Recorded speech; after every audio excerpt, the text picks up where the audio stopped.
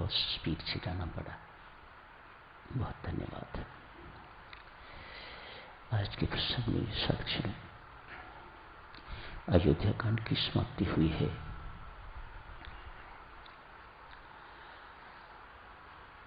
चित्रकूट में विचारों का युद्ध हुआ है। भरत जी महाराज भगवान श्री के श्री चरणों को चरण पादुका पर रखवा के तो चरण पादुका लेके अयोध्या वापस लौट आए हैं।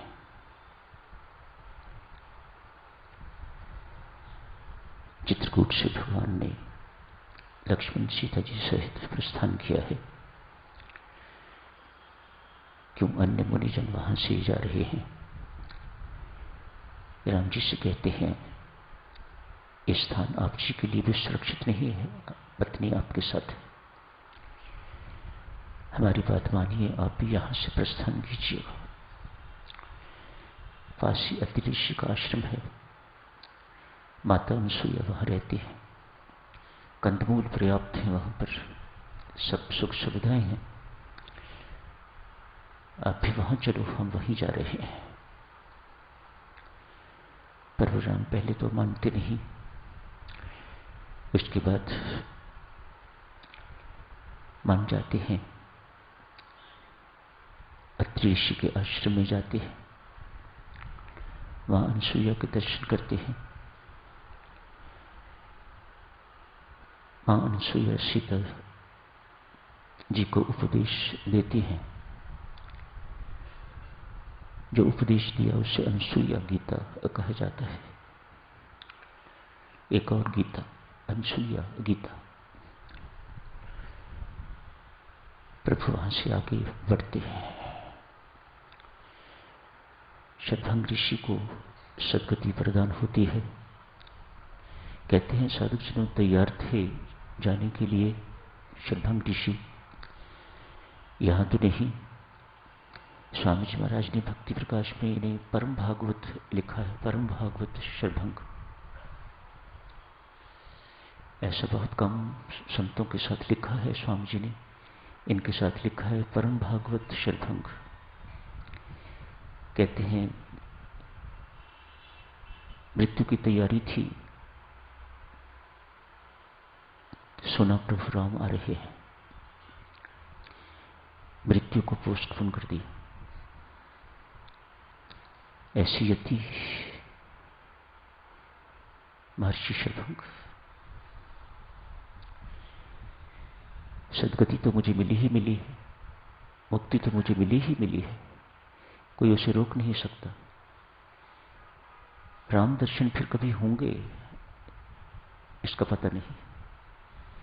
आ रहे हैं, दर्शन करके ही मरूंगा। ऐसा ही किया। प्रभु जानते हैं इस तत्व को। शतभंग ऋषि ने ऐसा किया है। दीक्षित के पास पहुंचते हैं। आज का प्रसंग यही तक था। भरत जी की थोड़ी सी चर्चा साथ शुरू करते हैं। भरत जी महाराज ननिहाल में थे, इन्हें बुलाया गया है। प्रभु राम सीता जी सहित, अनुज सहित, लक्ष्मण जी सहित वन यात्रा के लिए चल जा चुके हैं, प्रस्थान कर चुके हैं। राज्य को संभालने वाला कोई नहीं। महर्षि वशिष्ठ ने कुछ को भेजा है, दूतों को भेजा है, जाओ भरत को बुला के लाओ, कुछ भेद नहीं देना। कहते हैं साधक सुनो, जब ये सूचना मां कौशल्या के पास पहुंची, मां कौशल्या महर्षि वशिष्ठ से मिली है। जाके उन्हें कहा गुरुदेव जी आप क्या कर रहे हो?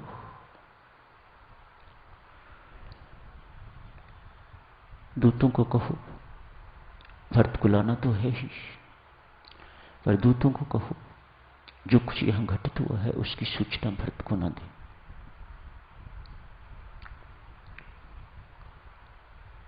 कौन कह रही है ये बात देवियों सचना, तनिक सोचो इस बात को।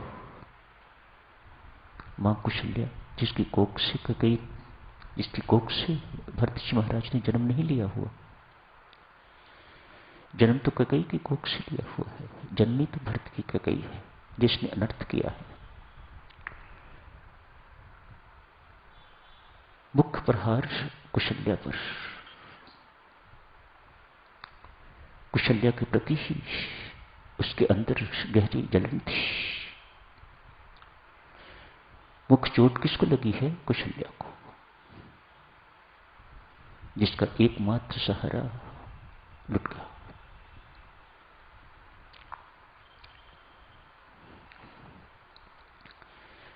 थोड़ी देर में विधवा भी होने वाली है, हो गई विधवा, विधवा भी हो, मानो कोई अपना नहीं रहा ऐसा महसूस करने वाली क्या संदेश भेजती है, क्या कहती है? जो कुछ यहां घटित हुआ है, राजा दशरथ का निधन, इनका जंगल जाना, भरत को इस प्रकार की सूचना न दीजिएगा। गुरुदेव, यदि ये सूचना मेरे भरत को वहां मिल गई है तो हम उसे भी खो देंगे। देखो मां की चिंता, मां का कंसर्न देखो, मां की भावना देखो कितनी उच्च। हम भरत को खो देंगे। मैं भरत को बहुत अच्छी तरह से जानती हूं। ये सब कुछ सुन के तो वह जी ना सकेगा।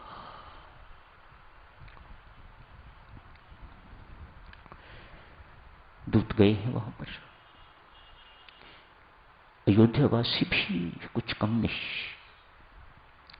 किन किन पर प्रभु राम के, मां कुशल्या के, मां सीता के, लक्ष्मण जी महाराज के, भरत जी महाराज के किन किन पर सुसंस्कार पड़े हुए हैं, हम कल्पना भी नहीं कर सकते। दूत भी कोई कम नहीं है। दूत वहां पहुंचे, भरत जी महाराज को जाके प्रणाम किया है। उदास क्यों? भरत जी महाराज ने प्रश्न किया, कहा राजकुमार आपको बहुत देर से देखा है इसलिए उदासी। देखो बात करने का ढंग, आपको बहुत देर से देखा है, बहुत वर्षों के बाद देखा है, अतएव उदासी तो होनी ही थी। क्या बात है, क्यों आए हो, क्यों बुलाया गया है मुझे, अकस्मात क्या हुआ है?